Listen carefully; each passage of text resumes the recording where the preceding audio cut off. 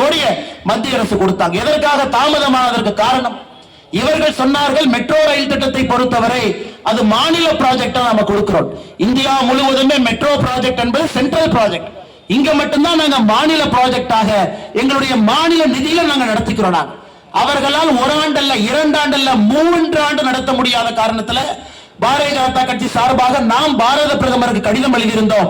ஐயா, இது state project என்று சொல்லி சென்னை மக்களை வஞ்சித்துக் கொண்டிருக்கின்றார்கள். அந்த கடிதத்தினுடைய காப்பியை கூட பத்திரிகை நண்பர்களுக்கு கொடுக்கிறோம். அதன் பிறகு கேபினெட்ல மத்திய அரசு இந்த ப்ராஜெக்டை எடுத்து 42,000 கோடி ரூபாய் ஒதுக்கி இருக்கிறார். அது அப்படியே நம்ம கிட்ட மாத்தி சொல்லுவாங்க. ஒரு மத்திய அரசுடைய ப்ராஜெக்ட், பெங்களூர்ல மெட்ரோ ப்ராஜெக்ட் என்பது மத்திய அரசுடைய ப்ராஜெக்ட். மும்பை எடுத்துக்கிட்டீங்கன்னா அது மத்திய அரசுடைய ப்ராஜெக்ட். இவ்வளவு சண்டை போடக்கூடிய மம்தா பானர்ஜி இருக்கக்கூடிய வெஸ்ட் பெங்கால்ல கூட அது மத்திய அரசுடைய ப்ராஜெக்ட். இங்க மட்டும்தான் அதை மாநில அரசுடைய ப்ராஜெக்ட் என்று சொல்லி நிதி வேண்டாம் என்று சொல்லுவார்கள். நாங்களே நிதியை போட்டுக்கிறோம். 3 ஆண்டுகள் நிதி போட முடியாத பேந்த விழிப்பாங்க. அதன் பிறகு பொய்யை நம் மீது பரப்புவார்கள். அதன் பிறகு பிரதமர் அவர்கள் 40,000 கோடி ரூபாய்க்கு மேல பணத்தை கொடுக்கணும். அதனால சென்னையில் இருக்கக்கூடிய பெருமக்கள் எல்லாம் இந்த முறை நீங்கள் யோசிக்கணும். நமக்கு திராவிட முன்னேற்ற கழகத்தினுடைய யார் நின்றாலும் கூட, ஏன் இதற்கு முன்பு நாம பார்த்தோம், மழை வெள்ளத்துல யாருங்க வெளியே வர்றாங்க? போட்டியிட்ட அனைத்து இந்திய அண்ணா திராவிட முன்னேற்ற கழகத்தினுடைய வேட்பாளர் அண்ணன் ஆதி ராஜாராம் அவங்க வீதியில் இருப்பாங்க. பொட்டணமாக அரிசியை கொண்டு போய் மக்கள்கிட்ட கொடுப்பாங்க, பாலை கொண்டு போய் கொடுப்பாங்க. பாரதிய ஜனதா கட்சியினுடைய தலைவர்கள், தொண்டர்கள் வீதி வீதியா போவாங்க. ஆனா இவங்க எப்படி வருவாங்க? முதலமைச்சர் ஒரு கருப்பு கலர் ஜீப்ல வருவாரு. அத பள்ளியை போல அண்ணன் சேகர் பாபு ஒரு பக்கம் ஒட்டி இருப்பாரு, மற்ற பள்ளிகளை போல 4 பேர் ஒட்டி இருப்பாங்க. அவங்க ஜீப்ல வந்து எந்த பிரயோஜனம் கிடையாது, தண்ணி நம்ம மேலதான் அடிக்கும். எப்பாவது தெருவுக்கு வந்து ஒரு அடிப்படை பிரச்சனையை சரி செய்வதற்காக பாடுபட்டு இருக்காங்களா யோசிங்க. வெறும் விஐபி தொகுதியில விஐபியாக மட்டும்தான் வருவார்களோ தவிர பிரச்சனையை முடிக்க வேண்டிய மக்கள் பிரதிநிதியாக யாரும் இங்கே வந்தது கிடையாது. ஆனால் சென்னையினுடைய மக்கள் நீங்க யோசிக்கணும். இந்த முறை ஒரு அரசியல் மாற்றம் சென்னையினுடைய வளர்ச்சிக்காக. சென்னை இந்தியாவில் இருக்கக்கூடிய மற்ற பெருநகரத்தை போல இன்னைக்கு பெங்களூர் நம்மை தாண்டி எங்கேயோ வளர்ந்து விட்டார். மும்பை நம்மை தாண்டி நின்று கொண்டிருக்கின்றார்கள். ஹைதராபாத் அவங்களும் நம்மளை ஓவர்டேக் பண்ணி முன்னாடி போயிட்டாங்க. ஐயா, இன்னும் 5 ஆண்டுகள்ல குர்கான் நம்மளை ஓவர்டேக் பண்ணிடும். ஆனா இவங்க வெறும் வடக்கு தெற்கு அரசியல, ஹிந்தி தமிழ் அரசியல பேசி, யாருக்கும் உதவாத சினிமா வசனங்களை பேசி பேசி மக்கள் ஒரு நாளும் கீழே சென்று கொண்டிருக்கின்றார்கள். ஆனால் சென்னை மக்களுடைய வளர்ச்சிக்காக இந்த முறை நீங்கள் தேசிய ஜனநாயக கூட்டணி, அனைத்து இந்திய அண்ணா திராவிட முன்னேற்ற கழகம் தலைமையிலான தேசிய ஜனநாயக கூட்டணியில் போட்டியிடக்கூடிய எல்லா வேட்பாளர்களுக்கும் நீங்கள் வாய்ப்பு கொடுக்க வேண்டும் என்கின்ற அன்பான வேண்டுகோளையும் இந்த நேரத்தில் வைக்கிறேன். இன்னைக்கு தமிழ்நாடு அரசுல என்னங்க தவறு? 4 ஆண்டு 11 மாதம் கழிந்த பிறகு தமிழக அரசுல என்ன தவறுனா, ஒரே ஒரு தவற ஒரு விஷயம் மூலமாக நான் சுட்டி காட்டுகின்றேன். சமீபத்தில் 2 நாட்களுக்கு முன்பு சென்னை உயர்நீதிமன்றம் தமிழகத்தினுடைய காவல்துறைக்கு சொன்னாங்க, அமைச்சர் KN நேரு அவர்கள் மீது ஒரு வழக்கு பதிவு செய்யும். ஐயா, சாதாரணமா கடந்து போக கூடாது. ஒரு அமைச்சர் ஒரு ஊழல் அல்ல, ஒரே துறையில 3 ஊழல் செஞ்சிருக்கிறாங்க. அது இடி அமைப்பு 2025 அக்டோபர்ல டிஜிபிக்கு ஒரு கடிதம் எழுதுறாங்க, டிசம்பர்ல ஒரு கடிதம் எழுதுறாங்க, ஜனவரியில இந்த ஆண்டு ஒரு கடிதம் எழுதுறாங்க. 3 கடிதம், ஒரே துறையில 3 ஊழல். நகர்ப்புற மேம்பாடு மற்றும் குடிநீர் வழங்கல் துறை, அவருடைய முனிசிபல் அட்மினிஸ்ட்ரேஷன், வாட்டர் சப்ளை, அதுல 3 ஊழல் பண்றாருங்க ஐயா. முதல் ஊழல் என்ன பண்றாருங்க ஐயா? ஜூனியர் இன்ஜினியர், அங்க இருக்கக்கூடிய இன்ஜினியருக்கெல்லாம் வேலை கொடுப்பதற்காக 40 to 50 லட்சம் ரூபாய் பணம் வாங்குறான். அது மட்டுமே 888 கோடி ரூபாய் பணம் வாங்கியிருக்கிறான்.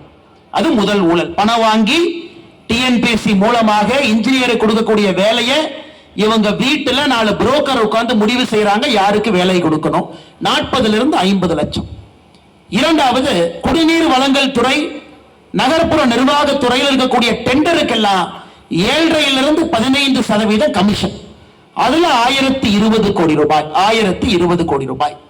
அந்த துறையில் இருக்கக்கூடிய அதிகாரிகளுக்கு டிரான்ஸ்பர் செய்வதற்கு அது 360 கோடி ரூபாய். 880 கோடி ரூபாய் புதிய வேலை வாய்ப்பு கொடுப்பதற்கு பணம் வாங்கியது. 1020 கோடி ரூபாய் கமிஷன் வாங்கியது டெண்டர் கொடுப்பதுல. 360 கோடி ரூபாய் இடமாற்றத்திற்காக பணம் வாங்கியது ஒரே துறை. ஆனா முதலமைச்சர் அந்த நடவடிக்கை எடுக்கல. நீங்க பார்க்கணும், 280 பக்கத்திற்கு மேற்பட்டு இருக்கக்கூடிய அந்த இடி டாசியர்ல மிக தெளிவாக எழுதுறாங்க. எந்த வாட்ஸ்அப்ல பேசுறாங்க, யார் முடிவு செய்யறாங்க, யார் யாருகிட்ட சொல்றாங்க, பணம் எங்கே வந்துச்சு? திமுகவை பொறுத்தவரை அதுலயும் பாத்தீங்கன்னா 10 ரூபாய் நோட்டு தான். 10 ரூபாய் நோட்டினுடைய அந்த 6 லெட்டர் எழுதிட்டா அதை இன்னொரு இடத்துல காட்டினா ஹவாலால பணம் கொடுக்கணும். அந்த அளவுக்கு மிகப்பெரிய ஊழல் சாம்ராஜ்யம் நடத்திட்டு எதுவுமே தெரியாம மத்திய அரசு எங்களை வாட்டி வதைப்பதற்காக ஈடியை வச்சு பயமுறுத்துறாங்க. மத்திய அரசு எங்களை அடிபணிய வைப்பதற்காக ஈடியை வச்சு பயமுறுத்துறாங்க. இவ்வளவு ஊழல் செய்துவிட்டு கொஞ்சம் கூட கூசாம பொதுவெளியில முதலமைச்சர் வருவதற்கே வெட்கப்பட வேண்டும். ஈடி சொல்றாங்க இந்த பணம் வாங்கியதெல்லாம் முதலமைச்சர் வரை சம்பந்தம் இருக்கிறது. திராவிட முன்னேற்ற கழகத்தினுடைய கட்சி நிதிக்கு இது போயிருக்குது. அந்த அளவுக்கு நேரடியாக குற்றச்சாட்டு வைத்து 5 மாத காலமாக எஃப்ஐஆர் போடாம நேற்று முன்தினம் சென்னை உயர்நீதிமன்றம் சொல்றாங்க இது மாபெரும் தவறு, உடனடியாக எஃப்ஐஆர் போடுங்க.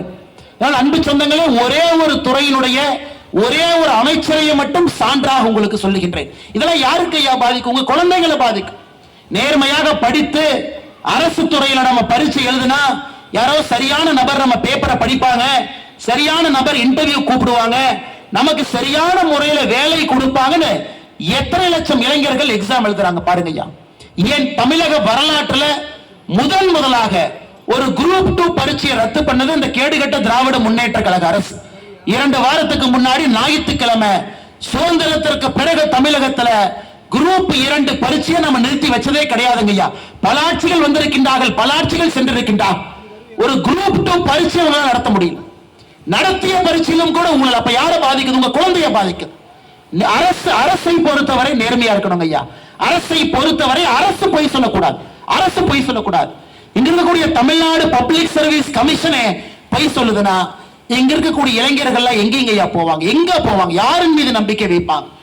திராவிட முன்னேற்ற கழகத்தினுடைய ஆட்சியில தான் முதலாக அரசு பொய் சொல்லி பார்க்கிறோம். அரசே பொய் சொல்லி ஒரு துறையிலும் பொய் சொல்லி மிக தைரியமாக பொய் சொல்லி, நான் பொய் சொன்னா அதற்கு எந்த விலையும் கிடையாது, மக்கள் ஓட்டு போடத்தான் போறாங்க அப்படிங்கிற கூட்டு நம்பிக்கையில அவர்கள் நடந்து கொண்டிருக்கின்றார்கள். அதனால்தான் நிச்சயமாக இந்த ஆட்சியை நீங்கள் வீட்டுக்கு அனுப்ப வேண்டிய கட்டாயமும் கடமையும் நமக்கு இருக்கு. நீங்க அனுப்புறீங்க என்ன ஆனாங்க ஐயா? இந்த மாநிலத்தை பொறுத்தவரை இளைஞர்கள் வாழுகின்றதற்கு தகுதியான ஒரு மாநிலமாக இன்னும் 5 ஆண்டுகள் இருக்காதுங்க ஐயா. 10,62,000 கோடி ரூபாய் கடன். கொஞ்சம் யோசிச்சு பாருங்க ஐயா. நம்ம வீட்டுல 1 லட்சம் ரூபாய் கடன் வாங்கினாவே பதறி போய் நிற்போம். அதை எப்ப கட்டுறது? யாராச்சும் வந்து கேட்பாங்க, கூலி குறுகி நிற்போம். கடங்கார வந்து காலையில் நின்னானா மூஞ்சிய முழிச்சிட்டு போன வெட்கப்படக்கூடிய தமிழ் ஜனம் நாம். ஒரு கடனை வாங்கினாலும் கூட திருப்பி செலுத்த வேண்டும் என்று எவ்வளவு பொய் பேசாம கூசாம கடன் வாங்குறாங்கப்பா. ஆட்சிக்கு வந்த பொழுது 2021 4.5 லட்சம் கோடி ரூபாய் கடன். அப்படின்னா ஒரு தலைக்கு எவ்வளவுங்க? தமிழகத்துல 2,25,00,000 ரேஷன் கார்டு இருக்கு. ஒரு ரேஷன் கார்டின் மீது 2,10,000 ரூபாய். ஒரு ரேஷன் அட்டை எடுத்தீங்கன்னா 2,10,000 ரூபாய் கடன் ரேஷன் அட்டையின் மீது. இன்னைக்கு திராவிட முன்னேற்ற கழகத்தினுடைய ஆட்சி வெளியே போகும் பொழுது 10,62,000 கோடி ரூபாய் கடன்.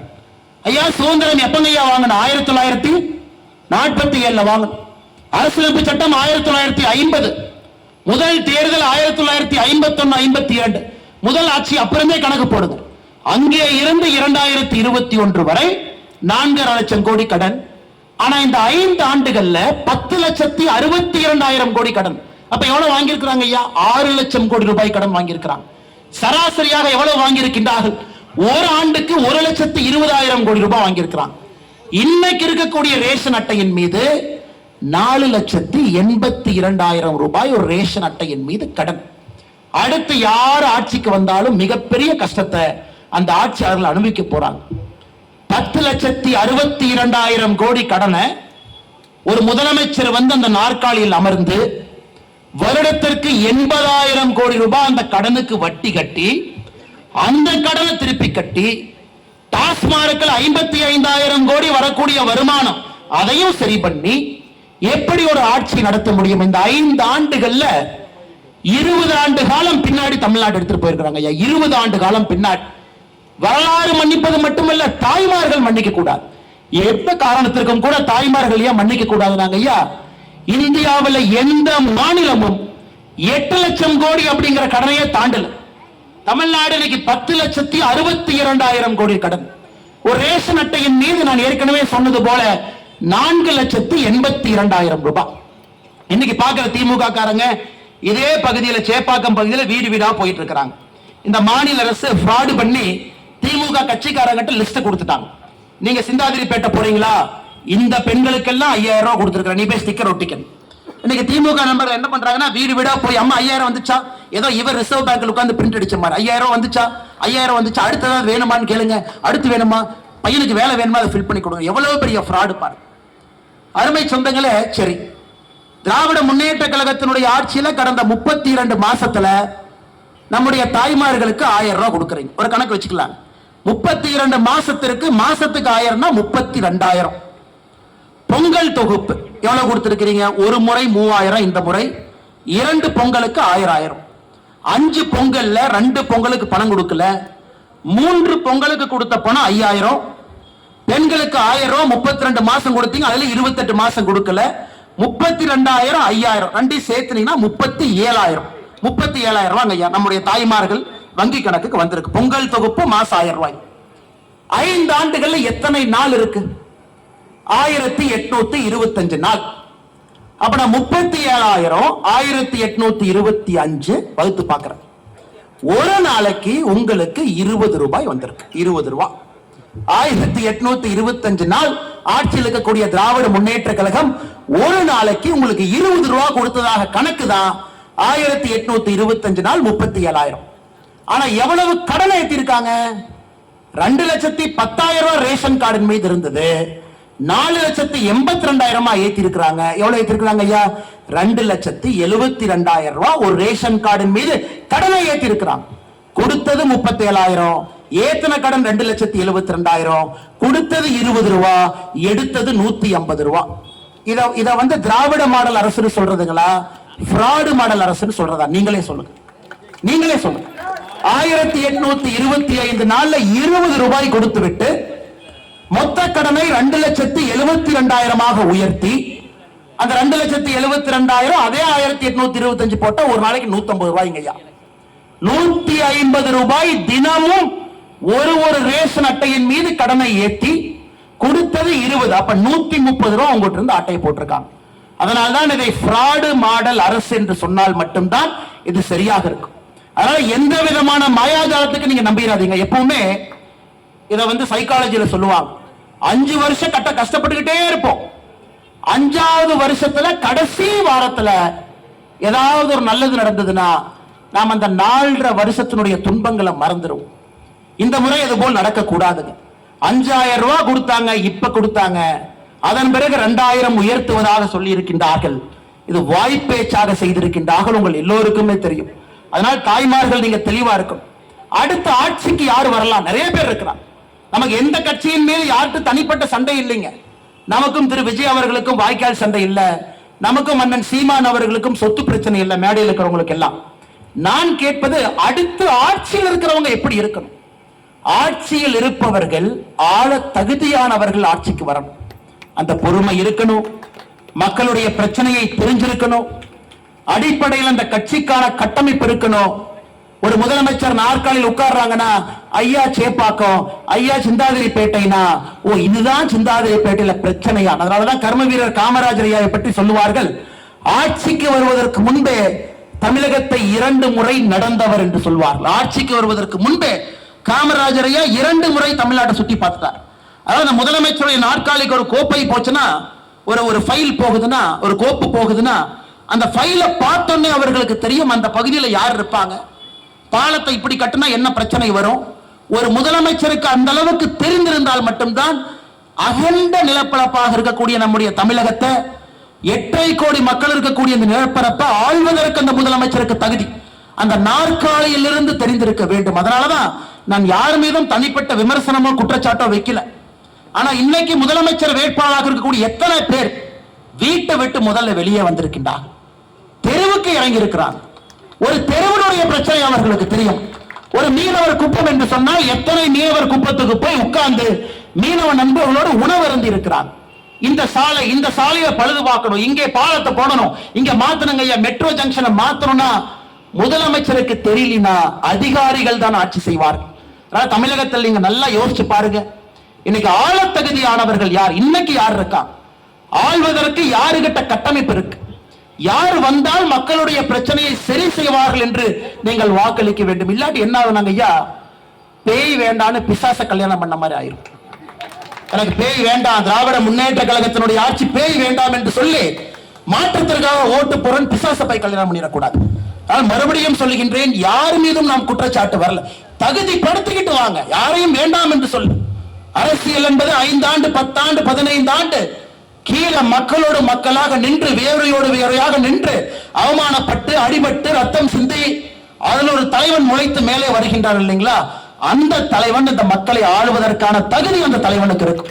ஆனால் மற்ற எந்த தலைவராக இருந்தாலும் தகுதிப்படுத்தி கொண்டு வாருங்கள். தகுதிப்படுத்தாம வந்து மாற்றம் என்று சொன்னீங்கன்னா தமிழ்நாட்டு மக்கள் அவ்வளவு எளிதாக வாக்கை கொடுத்து விட மாட்டார்கள், அவ்வளவு எளிதாக ஏமாந்து விட மாட்டார்கள்.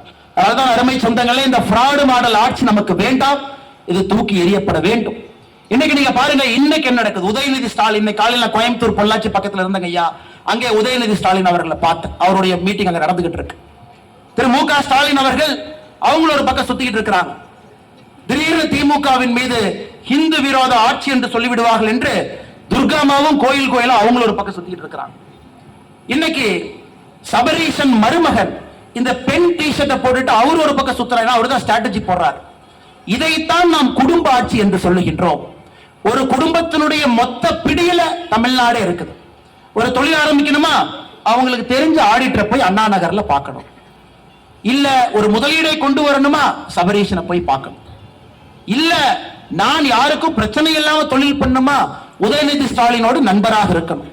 இன்னைக்கு தமிழகத்தை பொறுத்தவரை பிரச்சனை என்னன்னா, ஒரு மொத்த குடும்பத்தினுடைய கையிலே தமிழ்நாடு இருக்கிறது. இதை அரசு என்று சொல்வதை விட Dravida Munnetra Kazhagam private limited company என்று தான் சொல்ல வேண்டும். அந்த கம்பெனியினுடைய மேனேஜிங் டைரக்டராக Thiru Udhayanidhi Stalin, CEO Udhayanidhi Stalin, chief operating ஆபீசராக சபரீசன், இப்படித்தான் சீஃப் மார்க்கெட்டிங் ஆபீசராக துர்காமா, இந்த 4 பேர் ஒரு பிரைவேட் கம்பெனியை இப்போ நடத்தி கொண்டிருக்கின்றார்கள். ஆனா இங்க இருக்கக்கூடிய கட்சி நம்பர்கள் அப்படி இல்லைங்க ஐயா. அடிப்படை தொண்டை அடிபட்டு கஷ்டப்பட்டு ரணப்பட்டு தொண்டை அப்படியே மேல கஷ்டப்பட்டு ஏறி ஒரு கிளை தலைவரா, அதிலிருந்து ஒரு ஒன்றிய தலைவரா, அங்கிருந்து ஒரு மாவட்ட செயலரா, அங்கிருந்து கட்சியினுடைய பொதுச் செயலராக, அங்கிருந்து முதலமைச்சர் வேட்பாளராக வரக்கூடிய கட்சிகள் மட்டும்தான் இந்த மேடையின் மீது அமர்ந்திருக்கின்றார்கள். அதனால்தான் அருமை சொந்தங்களே, அடிப்படையில 2 கூட்டணிக்கும் இருக்கக்கூடிய வித்தியாசம். ராகுல் காந்தி அவர்களாக இருக்கட்டும், ராகுல் காந்தியினுடைய அடிப்படை பிரச்சனை என்னங்க ஐயா, அவருடைய தந்தையார் நம்முடைய மண்ணில் இறந்தாங்க. நம்ம எல்லோருக்கும் கூட ஒரு பெரிய அனுதாபம் இருக்கு. ஒரு காங்கிரஸ் கட்சியினுடைய முன்னாள் பிரதமராக இருந்தவர் நம்ம ஸ்ரீபெரும்புதூர்ல இறந்துட்டாங்களேன்னு நாமளும் அனுதாபப்பட்டு காங்கிரஸ் ஓட்டு போறோம். ஆனா ராகுல் காந்தியினுடைய அடிப்படை பிரச்சனை என்னங்க ஐயா, ஒரு நாள் கூட வேலைக்கு போகாதவர் அவர். ஒரு வேலைக்கு போயிருந்தா தான் மக்களுடைய கஷ்டத்தை தெரியும். ஒரு 10 நாளோ, ஒரு மாசமோ, ஒரு வருஷமோ. ஆனால் ராகுல் காந்தி அவர்கள் பேசுவது எதுவுமே நம்ம கனெக்ட் ஆக மாட்டேது. அவர் என்ன பேசுறாருன்னே புரிய மாட்டேது. அவர் பாட்டுக்கு ஏதோ பேசிட்டு இருக்காரு. ஏன்னா ஒரு சராசரி மனிதனை போல ஒரு நாள் கூட வேலை செய்யல, ஒரு சராசரி மனிதனை போல வாழ்ந்தது கிடையாது. அந்த கூட்டணி இன்னைக்கு உதயநிதி ஸ்டாலினுக்கும் அதே பிரச்சனை, சராசரி மனிதனை போல ஒரு நாளும் கூட வாழ்ந்ததில்லை. இவங்கெல்லாம் சேர்ந்து ஒரு கூட்டணியை அமைத்து மக்கள் முன்னாடி வந்து ஓட்டு கேட்டாங்கன்னா அவர்களுக்கு மக்களுடைய அடிப்படை பிரச்சனை தெரியுமா தெரியாதான்னு நீங்க பாருங்க. ஆனா அப்படி இல்லை. இந்த மேடையில் இருக்கக்கூடிய தலைவர்கள், கட்சியில் இருக்கக்கூடிய பெரும் தலைவர்கள் தோல்விகளை பார்த்திருக்கிறார், வெற்றிகளை பார்த்திருக்கின்றார்கள், அவமானப்பட்டிருக்கின்றார். மக்களோட மக்களாக 30 ஆண்டு 40 ஆண்டு 50 ஆண்டு காலம் பயணம் செய்திருக்கின்றார். அந்த கட்டமைப்போடு உங்கள் முன்னால் அனைத்து இந்திய அண்ணா திராவிட முன்னேற்ற கழகம் தலைமையிலான தேசிய ஜனநாயக கூட்டணி அந்த கட்டமைப்போடு உங்கள் முன்னால் நின்று கொண்டிருக்கிறது. ஏன்னா உங்களுக்கு பிரச்சனை இல்லை. அண்ணன் எடப்பாடியை பார்க்கணுமா, நேரா போய் பார்க்கலாம். இல்ல ஆதி ராஜாராமன் வீட்டுக்கு போனா அவரு கூட்டு போய் பார்ப்பாரு. காலைல கிரீன்வேஸ் ரோடுக்கு வாங்கின 7 மணிக்கு போய் பார்க்கலாம். ஏன் அனைத்து இந்திய அண்ணா திராவிட முன்னேற்ற கழகத்தினுடைய கிளைச்சலரை பார்த்தா இவர் வீட்டுக்கு கூட்டு போவார், இவங்க 2 பேரும் போவாங்க. பாரதிய ஜனதா கட்சியில மோடியை பார்க்கணுமா, நாங்க கூட்டிட்டு போறோம், கிளை தலைவர்ல இருந்து கூட்டிட்டு போறோம். இது அடிப்படை கட்டமைப்பு இருக்கக்கூடிய ஒரு கட்சி. ஆனா இன்னைக்கு நீங்க திராவிட முன்னேற்ற கழகத்தை வேலை செய்யணும்னா ஆடிட்டரை பார்க்கணும், அண்ணா நகர் எம்எல்ஏவை பார்க்கணும், ஈசிஆர் ரோட்ல இருக்கிற சில பேர்த்த பார்க்கணும், அரசியல் புரோக்கரை பார்க்கணும். எப்படிங்க ஐயா ஒரு மாநிலம் முன்னேறும்? அதனால்தான் நீங்க யோசித்து இந்த முறை வாக்கு போடணும். மாற்றம், ஆமா மாற்றம் வேணும். அரசியலை பொறுத்தவரை வீர வசனங்கள் மாற்றத்தை கொடுக்காது. கட்டமைப்பு, அனுபவம், கீழே இருக்கக்கூடிய தலைவர்களுக்கு மக்கள் தொடர்பு, மக்களுடைய பிரச்சனையை ஆழ்ந்து புரிந்து இருக்கக்கூடிய அனுபவம், அவர்கள் இருக்கும் பொழுது உண்மையான மாற்றம் வரும். அதனால் எல்லா தலைவர்களுக்கும் நான் பெரிய மரியாதை வச்சிருக்கிறேன். அண்ணன் சீமான் அவர்களை பொறுத்தவரை 234 தொகுதியிலையும் நான் வேட்பாளரை போடுறேன். பெரிய விஷயம், பெரிய விஷயம். அது 117 ஆண்கள் 117 பெண்கள், பெரிய விஷயம். ஆனா இன்னைக்கு இந்த தேர்தல் என்பது ரிஸ்க் எடுப்பதற்கான தேர்தல் இல்லை. 10,62,000 கோடி ரூபாய் கடன் 5 ஆண்டு தப்பு பண்ணினாங்க ஐயா, தமிழ்நாடு முடிச்சிடும். அதனால இந்த தேர்தல் விஜய் அவர்கள் புதுசா வந்திருக்கிறேன், 250 கோடி ரூபாய் விட்டுட்டு வந்திருக்கேன், எனக்கு ஓட்டு போடுங்க, அவர்களையும் மதிக்கின்றேன். ஆனால் இது அவர்களுக்கான தேர்தலான யோசிங்க. அதனால இந்த முறை திராவிட முன்னேற்ற கழகத்திற்கு எதிரான எல்லா வாக்கும் மொத்தமாக சிந்தாமல் சிதறாமல் தேசிய ஜனநாயக கூட்டணிக்கு சிந்தாம சிதறாம வரணுங்க ஐயா. 4 முனை போட்டி இருக்கட்டும், ஆனா இவிஎம் மிஷனுக்குள்ள செல்லும் பொழுது அது 2 முனை போட்டியாக நீங்கள் மாற்றுவீர்கள் என்ற நம்பிக்கை இருக்கு. பட்டனை அமுத்தும் பொழுது அது ஒரே ஒரு முனை போட்டியாக மட்டும் நீங்கள் மாற்றுவீர்கள் என்கின்ற நம்பிக்கை இருக்கு. அதனால்தான் பெரிய நம்பிக்கை. ஏப்ரல் நமக்கு தேர்தல் வந்தாலும் கூட நமக்கு ஏப்ரல் கடைசியில மே முதல் வாரத்துல அந்த வாக்கை எண்ணும் பொழுது தேசிய ஜனநாயக கூட்டணியுடைய வெற்றி வேட்பாளர்கள் 234 தொகுதியிலும் நீங்கள் வெற்றி பெற செய்து அவர்களை சட்டமன்றத்துக்கு நீங்க அனுப்பணும். நிரந்தரமான ஒரு மாற்றத்திற்கு நீங்கள் போராட வேண்டும் என்று சொல்லுகின்றேன். காரணம், மோடி அவர்கள் இன்னைக்கு பாருங்க, கடைசியாக இதை சொல்லிடுறேங்க ஐயா. ஒரு ஏஐ சம்மிட் நடக்குதுங்க ஐயா டெல்லியில, செயற்கை நுண்ணறிவு சம்மிட். உலகத்தில் இருக்கக்கூடிய எல்லா தலைவர்களும் வந்து உட்கார்ந்து இருக்கிறாங்க. எல்லா தலைவர்களும், பிரான்சினுடைய அதிபர், பிரேசிலினுடைய அதிபர், அத்தனை பேர் இருக்கிறாங்க. நேற்று டிக்ளரேஷன் கையெழுத்து போடுறாங்க ஐயா. 4வது நாள் 86 நாடுகள் அது கையெழுத்து போடுறாங்க. 2 அமைப்புகள் கையெழுத்து போடுறாங்க. நம்முடைய நாடு முன்னெடுத்திருக்கக்கூடிய இந்த ஏஐ விஷயத்தை அத்தனை நாடுகள் ஒத்துக்கிறாங்க. அமெரிக்கா ஒத்துக்கிறான், சைனா ஒத்துக்கிறான். ஆனா உதயநிதி ஸ்டாலின் நேற்று பேசுறாரு, இந்த சங்கி கூட்டத்துக்கு ஒரு ஏஐ சம்மிட்டே நடத்த தெரியல அப்படின்னு. நீங்க பாருங்க, உலக நாடுகள் எல்லாம் வந்திருக்கக்கூடிய டெல்லியில, புதுடெல்லியில பிரதமருடைய தலைமையில, பிரதமர் மீது இருக்கக்கூடிய ஒரு ஈர்ப்புல உலக தலைவராக இருக்கக்கூடிய நரேந்திர மோடி அவர்கள் இதை கொண்டு வந்து இன்னைக்கு இந்தியாவை செயற்கை நுண்ணறிவு அடுத்த 10 வருஷம் இதுதானுங்க. அதுல இளைஞர்களுடைய வேலை வாய்ப்பு, இளைஞர்களுடைய செயல்திறனுக்காக கொண்டு போய் நிறுத்துறாங்க. ஆனா நள்ளிரவுல 12 மணிக்கு 1 மணிக்கு இன்ஸ்டாகிராம்ல லைக் போடுற உதயநிதி ஸ்டாலின் அவர்கள் ஏஐ சம்மிட்டை நடத்த தெரியல. அருமை சகோதரர் உதயநிதி ஸ்டாலின் அவர்கள்ட்ட சமீபத்தில் பத்திரிகை நண்பர்கள் கேட்டாங்க, ஐயா தமிழ்நாட்டில் இந்த வாக்காளர்கள் சிறப்பு பட்டியல் திருத்தம் நடக்குது அப்படின்னு. அது உதயநிதி ஸ்டாலின் அவர்களுக்கு என்னன்னே தெரியல, எஸ்ஐஆருக்கு அர்த்தமே தெரியல. ஆனாலும் ஒரு நிமிஷம் இன்டர்வியூ பேசுறார். எஸ்ஐஆர் என்பதற்கு, சிறப்பு வாக்காளர் திருத்த பட்டியலுக்கு அர்த்தம் தெரியாத உதயநிதி ஸ்டாலின் இன்னைக்கு என்ன சொல்றாருன்னா, மத்திய அரசு நடத்திருக்கக்கூடிய சங்கி மங்கிக்கு வந்து எப்படி ஒரு ஏஐ சம்மிட் நடத்த தெரியவில்லை என்று. அதனால நீங்க நல்லா கவனிங்க ஐயா. ஒரு படிப்புக்கு மரியாதை கொடுங்க, எப்படி கஷ்டப்பட்டு வந்திருக்கிறாங்களோ அதற்கு மரியாதை கொடுங்க, உங்களுக்காக பணி செய்யக்கூடிய தலைவர்களுக்கு மரியாதை கொடுங்க. இதையெல்லாம் கொடுத்து வீதி வீதியாக நாம பிரச்சாரம் பண்ண, நம்ம தொண்டர்கள் பெரும் அளவில் இருக்கிறீங்க. இனி நம்முடைய கடமை, எடப்பாடி அண்ணன் 189 தொகுதி போயிட்டார். பாரதிய ஜனதா கட்சியினுடைய மாநில தலைவர் நயினார் அண்ணா அவர்கள் 39 மாவட்டத்துக்கும் போயிட்டு வந்துட்டார். மோடி அவர்கள் ஏற்கனவே வந்துட்டாங்க. 1ஆம் தேதி, 6ஆம் தேதி, 11ஆம் தேதி அவங்களும் 3 முறை வர்றாங்க. எல்லா தலைவர்களும் வந்துட்டாங்க. நம்ம வேலை வீடு வீடாக ஏறி இறங்குவது நம்முடைய கடமை. அடுத்த 50 நாள் தொண்டர்களாக இருக்கக்கூடிய நம்முடைய கடமை ஒருத்தட்டையும் போய் சொல்லணும், எதற்கு மாற்றம் வேண்டும், எதற்கு சிந்தாம சிதறாம இந்த வாக்கு தேசிய ஜனநாயக கூட்டணிக்கு வரணும், எதற்கு நம்முடைய பெரும் தலைவர்கள் மீது மதிப்பும் மரியாதையும் வைத்து இங்கே நாமல் வாக்களிக்க வேண்டும் என்பதையெல்லாம் நம்ம சொல்லணுங்க ஐயா. நிச்சயமாக நீங்கள் செய்வீர்கள் என்கின்ற முழு நம்பிக்கையோடு சாயங்காலம் இன்னைக்கு 2020 மேட்ச், இந்தியா சவுத் ஆப்பிரிக்கா ஆடுறாங்க. அதையெல்லாம் தாண்டி ஒரு தெருமுனை பிரச்சார கூட்டத்திற்கு நான் வரணும். நம்முடைய தலைவர்கள் பேசுவதை நம்ம கேட்கணும். மேடையில் நமக்கு இடமில்லை, நாம் கீழே தொண்டர்களாக இருந்தாலும் கூட எல்லோரும் தொண்டர்களாக ஒரு இடத்தில் அமர்ந்து ஒரு அற்புதமான தெருமுனை பிரச்சார கூட்டத்தில் பூத் அளவுல நாம் எல்லாம் கலந்து பேசிக் கொண்டிருக்கின்றோம். அதனால் நிச்சயமாக நாளை நம்முடையதுதான், மாற்றம் நம்முடையதுதான், வருகின்ற தேர்தல் நம்முடையதுதான், ஆட்சியும் நம்முடையதுதான். நம்முடைய முதலமைச்சர் வேட்பாளராக இருக்கக்கூடிய, இதற்கு முன்பு முதலமைச்சராக இருந்த அண்ணன் எடப்பாடி பழனிசாமி அவர்கள் முதலமைச்சராக வருவதற்கு எல்லா தகுதியும் பெற்றிருக்கின்றார்.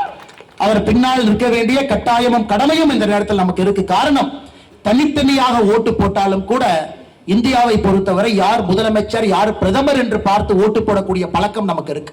தனித்தனியாக தான் ஓட்டு போடுவோம், எம்எல்ஏ ஓட்டு போடுவோம். இருந்தும் யார் பிரதமராக வருவார்கள், யார் முதலமைச்சராக வருவார்கள் என்று. அதனால் யார் முதலமைச்சராக வருவார்கள் என்கின்ற பார்வையும் நமக்கு இருக்கணும்.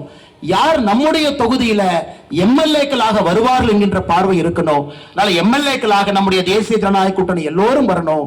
நம்முடைய முதல்வராக அண்ணன் எடப்பாடி பழனிசாமி அவர்கள் 2026 தேர்தலில் வரணும்.